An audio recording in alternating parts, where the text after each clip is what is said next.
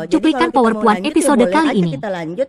Apakah ada proses perbaikan di sana? Ataukah menurut kamu ini sudah terlalu sakit, ya udah ditinggal aja gitu loh. Sesimpel itu padahal gitu loh. Tapi tentu saja tidak sesimpel itu dipraktekkan. Ya, Makanya karena kita ngeliat cinta itu sebagai konsep dan jarang kali mempraktikkannya dengan benar-benar gitu loh. Kayaknya aku bakal lama di single ini. Ngomongin soal apa sih namanya, love language. Oh, love language Tidak yang ada, ya tidak ada love language itu. Jadi apa aja tuh love language? Ada physical touch, Physical touch, act of kemudian service, act of service, terus quality juga time. quality time.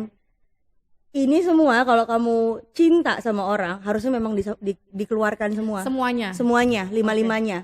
Nggak cukup cuma satu. Karena ini adalah propaganda Perang Dunia Kedua. Selamat datang di Power Puan. Hai Sobat Puan, ketemu lagi bareng aku Dede di podcast Power Puan. Kali ini tentu saja aku nggak sendirian, sudah ada Kak Rizka Carolina bersama aku di sini. Kak Rizka ini adalah seorang sexuality law specialist.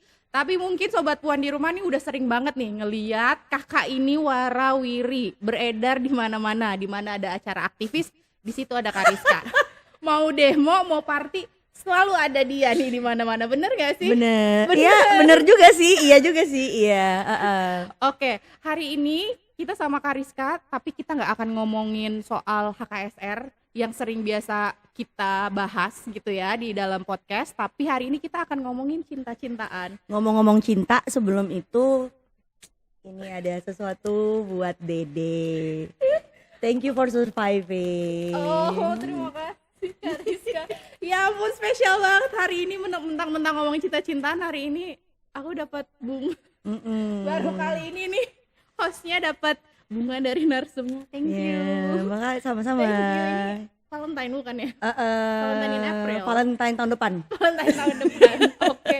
Terima kasih banyak. Sama-sama. Malu, Bo. Malu. Oke.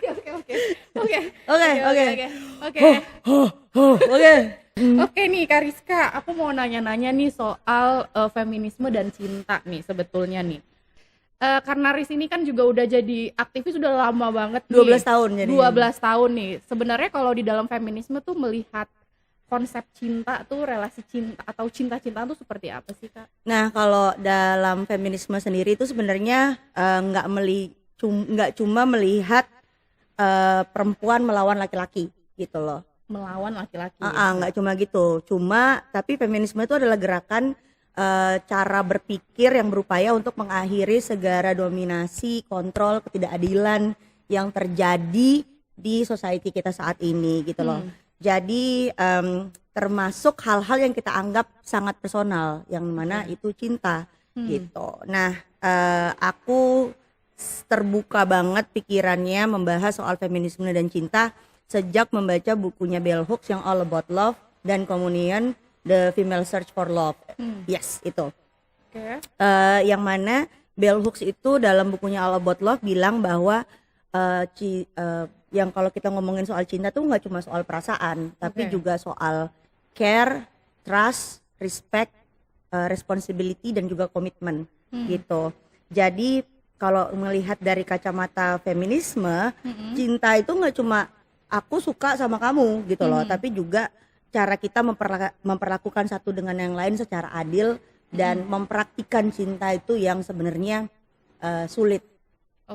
Karena kita biasanya ngerasain doang, tapi jarang untuk mempraktikkan cinta. Dan kalau ngomongin cinta nggak cuma antara relasi gitu loh, antara relasi romantis antara dua orang atau lebih gitu loh, tapi juga ngomongin soal persahabatan, ngomongin soal keluarga, community, gerakan sosial dan lain sebagainya. Gitu. Jadi sebenarnya tadi ya kalau cinta itu ya nggak terbatas sama relasi-relasi konvensional kayak misalnya suami istri, pacaran, tapi lebih dari itu gitu ya. Dan tadi benar sih ngomongin soal perasaan itu, jadi sebenarnya melihat relasi romantis atau cinta itu ya memang nggak perasaan doang, tapi hal lainnya juga. Nah kan kadang banyak tuh apa sih term-term yang bilang kayak iya tapi dalam cinta tuh nggak ada logika gitu loh. Ditangkepin. Iya. Maksudnya benar nggak sih? Karena kan biasanya kalau kita udah lagi kayak cinta banget sama pasangan, kebucinan tuh istilahnya nih kalau anak-anak Gen Z bilang gitu kan. Jadi kadang ya nggak ada logika, mau posesif kayak mau apa kayak mau relasinya nggak sehat, lanjut aja terus gitu. Ada di satu konsep di bukunya Bell Hooks juga yang All About Love yang bilang bahwa dia itu against banget sama konsep falling in love, jatuh cinta. Kalau kita jatuh cinta berarti kita nggak punya kontrol terhadap diri kita sendiri. Padahal yang namanya diri, tubuh, perasaan itu milik kita sendiri gitu loh. Jadi tidak dimiliki oleh orang lain gitu. Jadi itu yang kita harus embody, harus kita rengkuh gitu, bahwa baik bukan hanya ketubuhan kita sendiri saja, tapi juga perasaan itu milik kita pribadi. Jadi jangan izinkan orang lain itu memiliki kontrol atas baik itu tubuh kita ataupun perasaan kita. Jadi kalau kita memang mau mencintai orang tersebut, we choose to love. Oke. CTL, centil. Choose to love. CTL itu choose to love. Bukan centil. Bukan centil. Bukan. Jadi kita tidak menjatuhkan diri kita gitu ya. Jangan jatuhkan diri kita dan jangan gedubrak-gedubrak dan akhirnya sakit dan lain sebagainya. Tapi kalaupun sakit dan luka, rupture gitu loh, kalau memang harus ada kesalingan, tidak hanya dalam satu sisi gitu loh. Karena tadi yang ngomongin soal 5 konsep tadi ya, responsible. Kalau memang orangnya masih mau memperbaiki dan kamu juga masih mau memperbaiki, ya dijalanin gitu loh. Karena kita sering kali, apalagi kalau ngomongin queer relationship, itu selalu ngomonginnya berdua doang. Kalau ngomongin pasangan, kamu dengan aku gitu aja, tapi nggak ada ngomongin soal gimana kaitannya dengan society dan lebih luas, dengan komunitas, dengan masyarakat pada umumnya, yang mana juga akan mengambil peran dalam hubungan-hubungan ini. Itu juga harus menjadi suatu pertimbangan ketika kita membangun suatu hubungan. Kalau bener. Bener loh, ini kita lagi serius loh.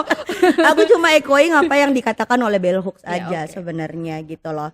Dan yang paling harus diingat kalau dalam relasi, mau apapun bentuk relasinya, adalah kita harus bertanya sebenarnya sebelum jatuh cinta itu, sebelum choose to love, apakah relasi ini setara, apakah relasi ini ada kontrol gitu loh, apakah relasi ini membuat kita kehilangan diri kita sendiri. Itu juga harus menjadi refleksi kembali buat diri kita. Oh ya, ada satu quotes dari Bell Hooks, sebenarnya bukan quotes sih, sebenarnya ini yang aku parafrase dan amini, yang mengubah cara berpikirku tentang cinta.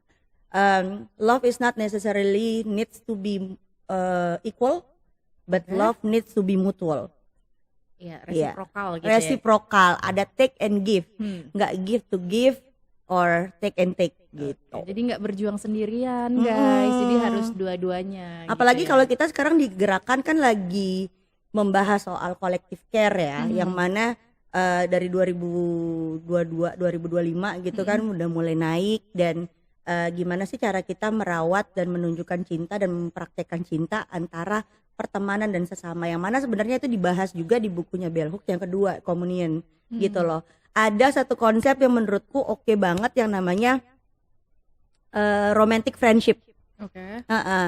Kayak pertemanan juga kenapa nggak bisa romantis gitu, nggak harus melulu pasangan. Apa namanya yang tadi disampaikan itu kan konsep di mana seseorang itu sudah punya kesadaran ya, punya pemahaman, punya kritis gitu ya, berpikir kritis terkait romantisme ini. Tapi buat mungkin teman-teman atau sobat puan di rumah yang misalnya tuh masih belum paham nih di terkait romantisme yang lebih setara, mutual tadi, sebenarnya kalau menurut Tris nih gitu, apa sih konsep-konsep cinta yang menurutku sih kayak misalnya tuh salah gitu ya, tapi itu tuh langgeng gitu ada di masyarakat gitu. Banyak banget ya konsep cinta yang salah dan disalahartikan gitu ya. Kayak cinta romantis misalnya itu adalah tujuan dari hidup, punya suami misalnya, menikah gitu ya. Itu adalah goals dalam hidup gitu loh. Atau perempuan harus berkorban,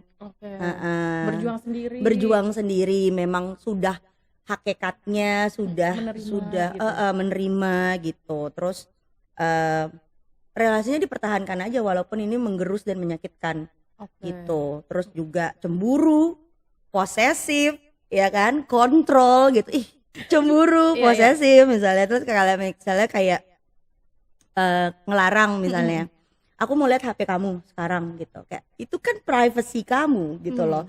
Kalau kita tubuh kita aja nggak mau diatur gitu loh, masa device hal kecil itu aja itu kan udah bentuk kontrol ya, yang mana seharusnya nggak kayak gitu gitu loh. Kita harus saling mempercayai, balik lagi sama 5 kata yang dikeluarkan oleh Bell Hooks, yang mana harus ada komitmen dan trust itu tadi gitu loh. Kalau memang udah ada komitmen, ada trust, ya udah. Kalau aku kalau misalnya gini, ada nih pasangan kita selingkuh misalnya, ya udah selingkuh berarti kan dia yang melanggar komitmen toh. Iya. Harus ya sakit, tentu saja sakit, tapi menurutku itu pilihan dia untuk mengkhianati komitmen kita gitu loh. Jadi kalau kita mau lanjut ya boleh aja kita lanjut. Apakah ada proses perbaikan di sana, ataukah menurut kamu ini sudah terlalu sakit, ya udah ditinggal aja gitu loh. Sesimpel itu padahal gitu loh. Tapi tentu saja tidak sesimpel itu dipraktekkan. Ya, Makanya karena kita ngeliat cinta itu sebagai konsep dan jarang kali mempraktikkannya dengan benar-benar gitu loh. Kayaknya aku bakal lama di single ini. Tapi kan sulit juga loh keluar dari relasi yang misalnya tidak sehat tadi. Kalau misalnya nih tambahan nih ya, tambahan bertanya. Oh, ditambahan. Jadi kayak ada beberapa teman tuh yang misalnya cerita kayak dia sering ada di dalam relasi yang tidak sehat gitu ya. Kemudian dia PDKT sama orang lain, terus dia bilang ya awal-awal kan sehat aja. Gimana gue taunya kalau misalnya itu nggak sehat, dia nggak sehat gitu. Sebenarnya ada nggak sih pola-pola pola-pola yang misalnya tuh bisa dideteksi, identify sedini mungkin ketika misalnya tuh PDKT lah gitu. Ya kan misalnya kita PDKT terus ada red flag-nya, pasti ada red flag-nya kan. Kadang kita juga perlu, kadang kalau cuma dari mata sendiri, namanya orang kecintaan ya Bun. Iya, bucin. Kalau udah kebucin jadi kayak ya udah mau gimana lagi gitu. Pokoknya cinta banget lah, pokoknya nggak mau tahu, pokoknya harus jadi gitu kan. Gitu.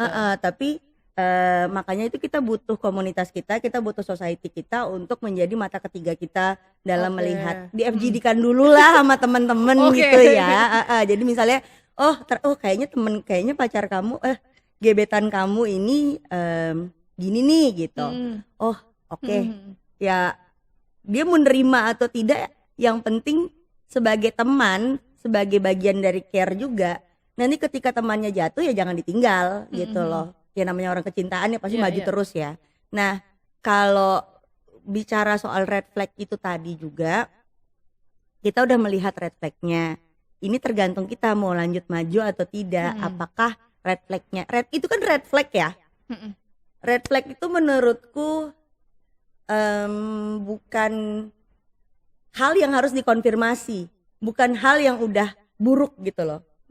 Nanti nggak misalnya dia korupsi gitu, itu kan udah buruk ya, bukan red flag ya, itu bukan flag lagi gitu, udah bendera putih, menyerah aja kata aku sih gitu. Kecuali kamu memang sukanya yang begitu. Emang sukanya apa yang toksik ya gitu. Tapi kan mungkin kayak kalau nilep duit nih gitu. Ya itu sih kriminal ya Bo kalau itu. Makanya bukan red flag lagi. Tapi maksudnya ketika PDKT itu kan kayak ya orang tuh nggak akan menunjukkan sifat aslinya gitu kan, kayak misalnya controlling, posesif, cemburuan tadi gitu kan. Tapi ternyata pada saat berelasi gitu.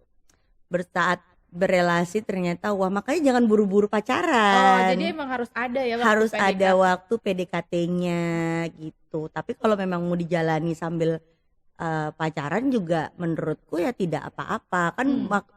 Kita kan makhluk sosial yang bertumbuh ya. Mungkin ketika di Januari dia baik, di Februari dia nggak baik, kan itu mungkin karakter developmentnya orang berubah gitu loh. Dalam satu bulan bisa aja terjadi gitu loh. Gitu kan. Nah itu juga, dan hak kamu juga untuk misalnya kamu tidak sama seperti yang sebelumnya, atau kamu tidak bisa bertumbuh dengan aku, maka kita mungkin sudahi aja, ya nggak apa-apa juga gitu loh. Dan relasi nggak harus stay lama dan selama-lama-lamanya gitu. Kalau katanya SpongeBob ya. Jadi bisa stop aja selama-lama. Oke. Itu tadi mungkin ya yang perlu juga diingat sama sobat puan di rumah. Iya. Banyak ketawa nih episode kali ini. Maaf. Iya, tapi itu juga ya pengingat buat sobat puan dari rumah gitu. Kalau misalnya tadi ya ideal-ideal yang ada di kepala kayak relasi itu harus lama, relasi itu harus bertahan tadi gitu kan. Mungkin Kalau itu udah juga nggak ya. kuat gini, aku punya satu, ini bukan kata bell hooks, ini Kata Rizka. bukan kata mbahnya ponakanku. Oke. Dari kata Ponakan. mbahnya ponakanku. Berarti Jadi mertuanya dari sisi kakak. harus banget dijelasin, oke. Ya makanya. Tapi kalau mbahnya ponakan lu berarti kan emak lu gitu gak sih konsepnya? Iya sih. Udah. Ya oke. Jadi dia bilang berat sama dijinjing, kalau udah keberatan tinggalin aja. Gak bisa dibawa Nggak bareng-bareng. usah. Kalau udah menyakitkan, udah mulai berat, udah ngegesek kan berat sama dijinjing, ringan sama dipikul. Iya. Yang ringan aja susah dipikul, yang berat aja susah dipikul gitu. Ya udah ditinggalin aja. Kenapa harus bertahan untuk sesuatu yang udah menggerus jiwa kita? Mendingan nggak usah. Gitu. Ya.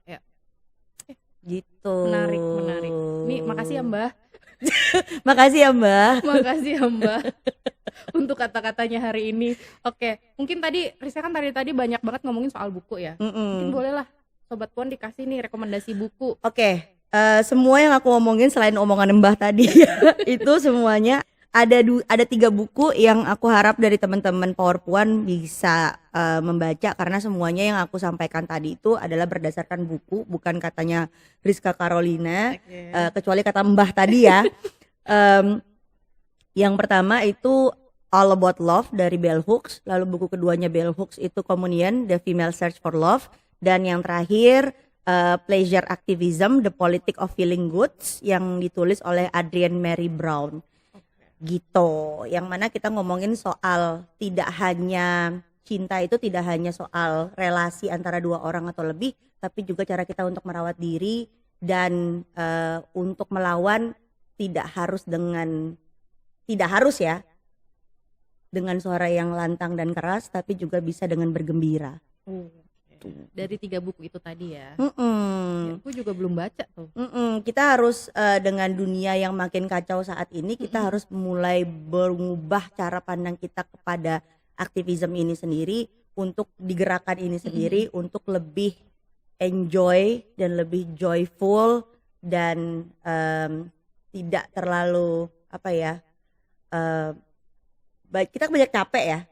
Harapannya kita tetap bisa saling rawat antara satu dengan yang lain di dalam society, masyarakat sipil gerakan ini gitu. Jangan liatin gitu ah. Jadi sebenarnya buku itu juga lebih banyak ngajarin soal self love ya, merawat diri Exactly, juga dan yeah. lebih berani gitu kan, Mm-mm. mengambil keputusan untuk diri sendiri. Gitu. Betul. Oke. Nah kalau dari buku-buku ada nggak sih misalnya tuh karakter-karakter ya atau cerita yang itu tuh jadi panutan nih, kalau sekarang tuh panutan gitu ya, panutan pasangan panutan atau relasi yang sehat. Ih, nggak nyaman kalau ngomongin gitu, karena kalau kita udah mengkultuskan seseorang, maka itu akan menjadi sebuah kultus. Jadi jangan, bahkan untuk justru nggak boleh ya kayak gitu. Jangan. Atau misalnya cuma cerita yang misalnya tuh menggambarkan sebuah relasi yang sehat gitu. Nggak bisa. Nggak usah. Nggak boleh. Nggak usah, karena harusnya nggak usah. di-embody, di konsepnya, Oke. diaminin, dipraktekkan. Salah benarnya itu jadi pembelajaran diri sendiri gitu loh. Jangan ngeliat itu contoh gitu. Oh, kita bisa contoh ini nih. Kalau besoknya mereka putus misalnya, terus kita terus panutan kita siapa? Nah, itu nggak bisa sebagai yang pernah menjadi panutan masyarakat sipil dalam hubungan ya gitu. Jadi jangan ya. Iya baik. Terus gimana tuh fans-fansnya? Fans apaan? Enggak, gimana tuh adik-adean lu yang kultuskan Sweetheart. Sweetheart lo ini. Ya nggak apa-apa, mereka udah menjalani dan mempraktikkan cinta. Kadang aku merasa bahwa kalau kita mempraktikkan cinta dengan tulus, dengan genuine, dengan etikal gitu ya, tentu saja mempraktikkan cinta juga harus dengan konsen yang fresh ya. Itu tuh nular deh gitu loh. Kalau kita misalnya kita deket kita menunjukkan cinta kayak tadi bawa bunga misalnya. Terus juga kan kalau kita ngomongin soal cara kita menunjukkan cinta kan berbeda-beda ya. Iya. Nah itu tuh nular, nanti teman-teman yang lain juga berubah juga cara pandangnya. Itu yang aku rasakan ya, karena di sekitarku tuh mulai kelihatan mereka makin makin lovable gitu. Oh ya, satu informasi dan ini bisa dicek di kalian Google sendirilah, PowerPoint ngomongin soal love language. Oh, love language Tidak yang ada ya, tidak ada love language itu. Jadi apa aja tuh love language? Ada physical touch, act of kemudian service, terus quality juga time, quality time, receiving gift, iya, gitu. gifting, Iya. ya kan? Ini semua kalau kamu cinta sama orang harusnya memang dikeluarkan semua. Semuanya, lima-limanya. Nggak cukup cuma satu. Oke. Karena ini adalah propaganda Perang Dunia Kedua. Oke, ini menarik, boleh? Menarik. Boleh lanjut. Ini adalah propaganda Perang Dunia Kedua. Jadi ketika Perang Dunia Kedua itu selesai, banyak dari laki-lakinya yang pulang perang itu PTSD kan, Wak. Oke. Jadi karena PTSD nggak mau dipegang. Oke. Nah, nggak physical touch. Jadi gereja ketika itu menyampaikan dalam sermonnya bahwa dia love language-nya bukan physical touch, tapi word of affirmation gitu. Ya iyalah, word of affirmation habis perang, gimana ceritanya gitu. Nah, itu adalah cara-cara yang sebenarnya cara-cara patriarki yang dipupuk oleh agama juga untuk dipaksakan kepada perempuan misalnya kayak gitu. Dan sayangnya sampai sekarang ada gitu loh.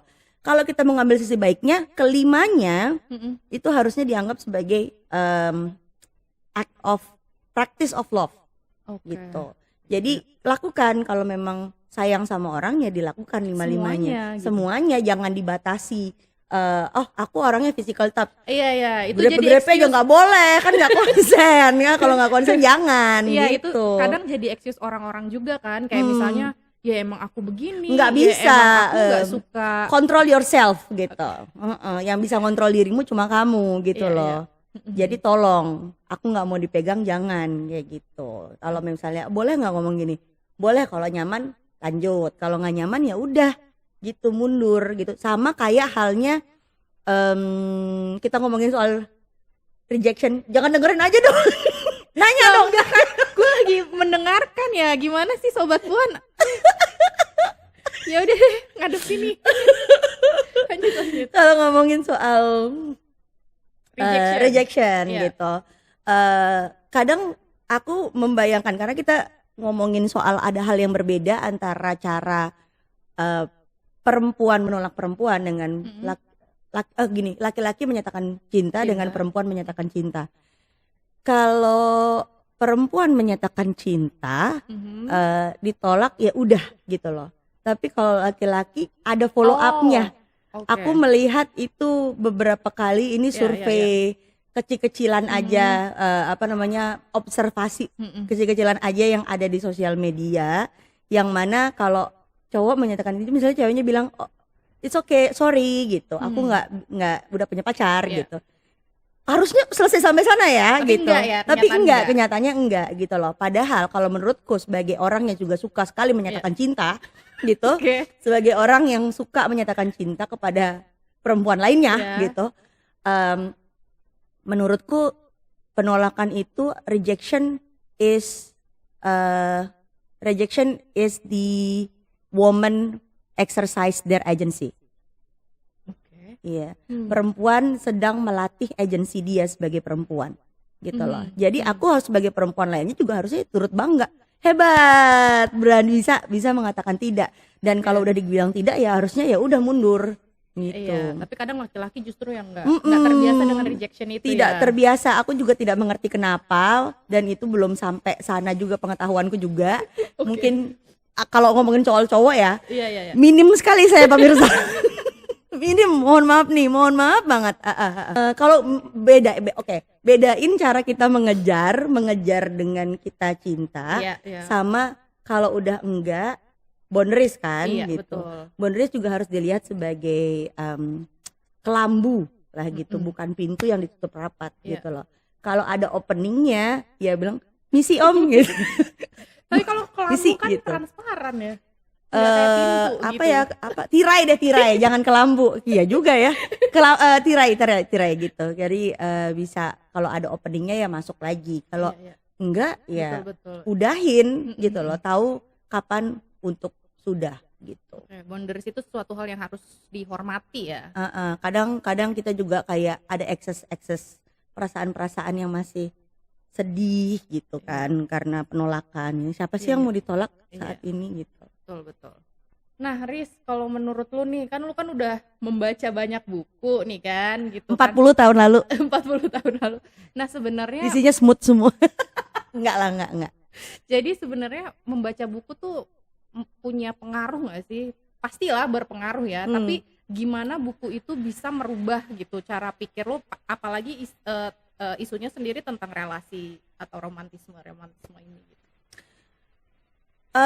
Kalau gue sebelumnya boleh gue jelasin nggak kenapa aku membaca buku? Iya. Karena membaca buku itu bukan hanya soal hiburan ya, Iya. ataupun pengetahuan. Karena kita mikir kita baca buku karena pengetahuan, kan sekarang udah ada internet Iya, gitu loh, udah ada TikTok. AI, ada TikTok dan segala macamnya yang Iya. bisa kita dapatkan informasi. Tapi untuk hiburan itu juga penting gitu loh.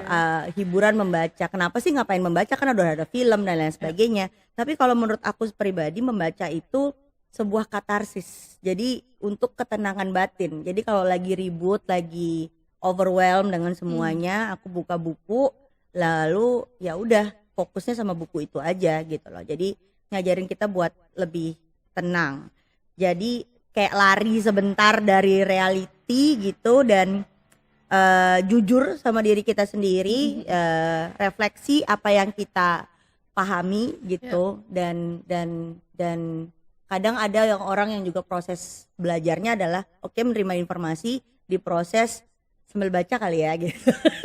Kayak gitu juga. Dan kalau kita ngelihat All About Love dari bukunya Bell Hooks, membaca bisa jadi ruang untuk kita belajar ulang soal cinta ya. Tanpa tekanan, tanpa harus langsung mempraktikkan, tapi pelan-pelan kita untuk memahami. Kita jadi punya jarak yang aman untuk kita melihat gimana sih pola relasi kita selama ini, cara kita memberikan dan menerima cinta itu seperti apa, dan hal-hal yang selama ini kita normalisasi padahal salah kayak gitu. Dan itu cukup terapeutik sebenarnya buat aku gitu. Jadi beda gitu ya, apa namanya, experience-nya ketika kalau itu dapat dari buku gitu ya. Menarik. Tapi ini gue ada pertanyaan sih, tapi ini lebih tambahan pribadi ya. Ini kita sambil ngopi aja sih kayaknya, kalau tambahan pribadi deh. Ini pertanyaan pribadi Berdua. nih. Tolong jangan dikat. Menurut lo jadi relasi sehat tuh kayak gimana versi Rizka? Relasi sehat adalah yang tadi dibilang 5 hal yang dibilang sama Bell Hooks. Ketika kita bisa merawat, kita bisa menghargai, kita bisa mempercayai, kita bisa menjaga komitmen, dan kita juga bisa apa sih satu lagi?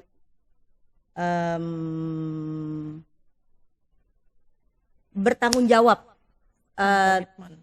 pada diri kita Pada sendiri. diri kita sendiri yang Pada penting. kita sendiri dan juga komitmennya tentu saja gitu loh.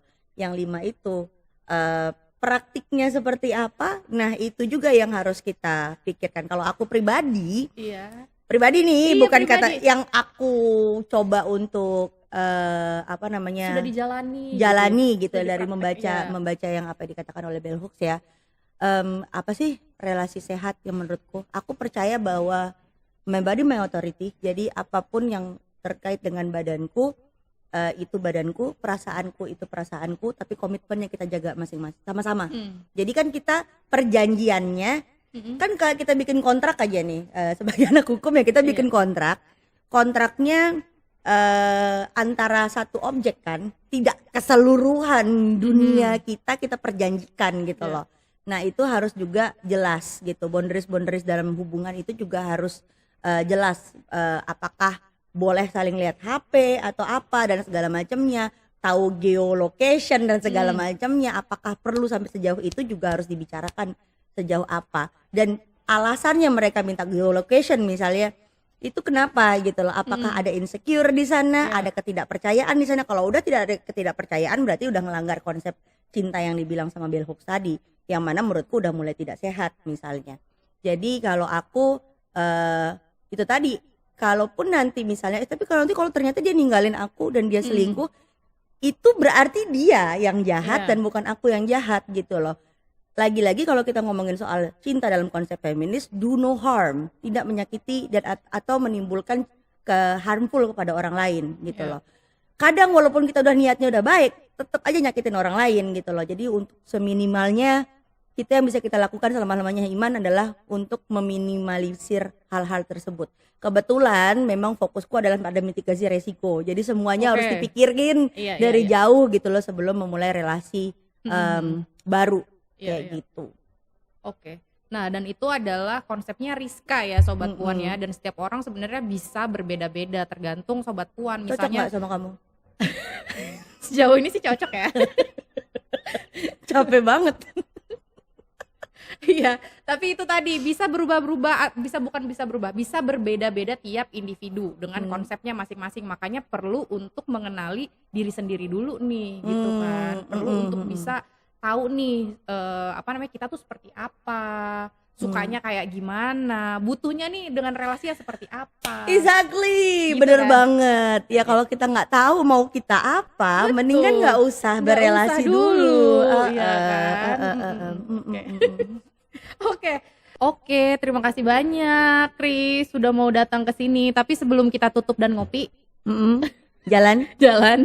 mungkin boleh lah kasih pesan-pesan buat Sobat Puan nih, gimana caranya merawat atau merawat relasi yang sehat deh. Iya. Gitu. Ada 3 hal Sobat Puan. Yang pertama, buat aku cinta bukan tentang bertahan dalam relasi apapun yang terjadi gitu loh. Tapi tentang memilih relasi yang memungkinkan kita untuk bertumbuh. Itu satu. Yang kedua, cinta juga tentang bagaimana kita hadir untuk diri kita sendiri, untuk teman, untuk komunitas, dan bahkan untuk kerja-kerja kolektif kita. Dan yang ketiga, tolong jangan lupa baca buku-bukunya Bell Hooks dan juga buku-buku perempuan feminis lainnya. Yeay. Terima kasih banyak Kris, terima kasih banyak Sobat Puan. Itu dia episode kali ini. Sobat Puan kalau misalnya mau komen atau mau nanya langsung ke Rizka, boleh bisa hubungin kemana? Bisa langsung ke Instagram, jangan ke Instagram aku di @super.daik. Oh, super DYKE. DYKE ya, jangan lupa. Itu mungkin kayak Sobat Puan juga udah pada follow mungkin ya. Enggak juga sih. Takut banget emang artis gue. Oh ya, Sobat Puan juga kalau misalnya ada usulan nih siapa aja narsum yang perlu kita undang atau topik apa yang perlu kita bahas, boleh banget, boleh langsung DM YKP ataupun juga bisa langsung komen aja di bawah. Jangan lupa juga untuk terus pantengin IG-nya YKP, TikTok-nya YKP dan juga YouTube-nya YKP buat info-info terbaru. Sampai ketemu lagi di episode selanjutnya. Bersama Sobat Puan, terus terjun tentang kesamaan. Ada tak lagi menjadi penghias, tegak tak lagi di dunia.